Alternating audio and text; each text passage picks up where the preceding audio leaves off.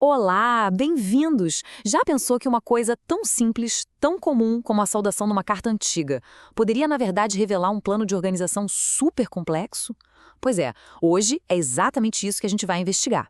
Olha só o nosso roteiro. A gente vai começar decodificando o que essas saudações queriam dizer. Depois, vamos entender quem eram os tais santos. Aí a gente entra na parte da liderança, da estrutura mesmo, vamos ver a estratégia de Paulo por trás disso tudo e, para fechar, como esse modelo acabou influenciando o futuro. Vamos nessa? Para começar nossa análise, nosso foco vai ser em duas fontes principais. As cartas que o apóstolo Paulo escreveu para as igrejas de Filipos e de Colossos. É ali que estão as pistas que a gente precisa. E aí fica a pergunta, né? O que uma simples saudação pode ter de tão importante?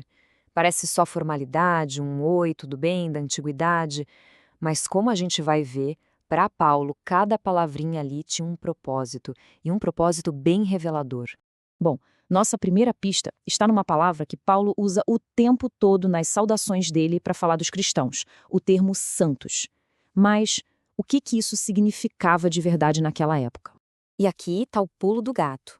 Para Paulo, santos não era sobre pessoas super especiais, canonizadas depois de morrer, não. O termo valia para todo mundo, para a comunidade inteira de fiéis.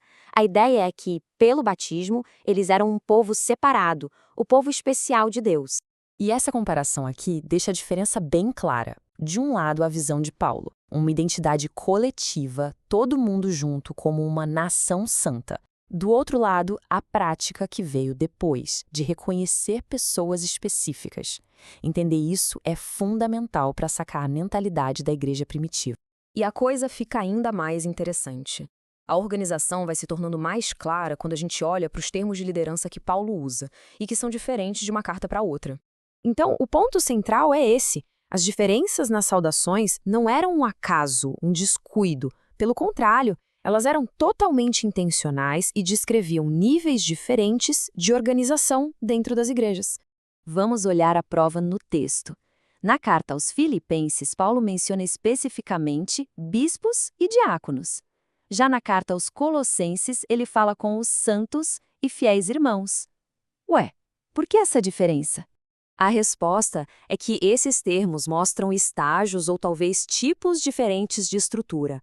Bispos e diáconos já indica funções de liderança bem definidas, sabe, mais formal.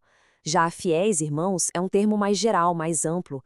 Isso mostra pra gente que, desde o comecinho, a igreja já se preocupava com uma organização bem pensada.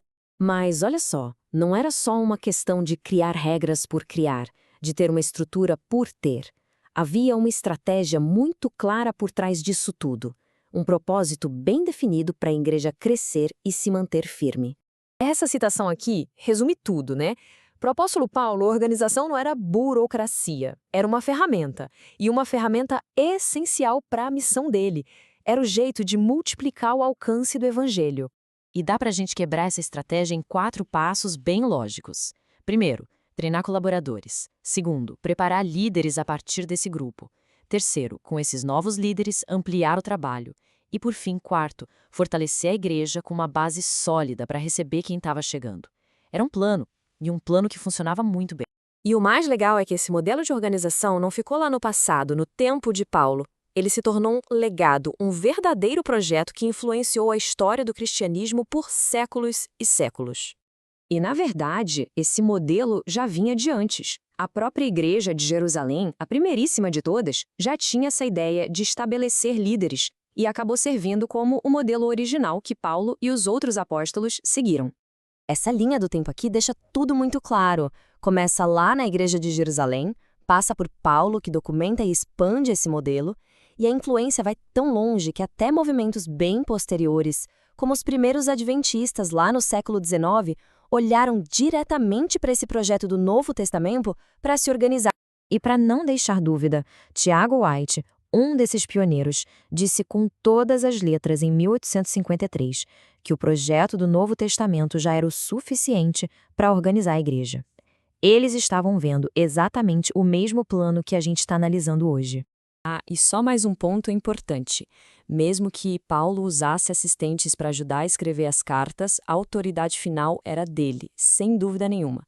O fato dele usar eu em vez de nós em momentos-chave deixa claro, era a autoridade apostólica dele que estava por trás de toda essa organização. E então, para a gente fechar, fica uma provocação.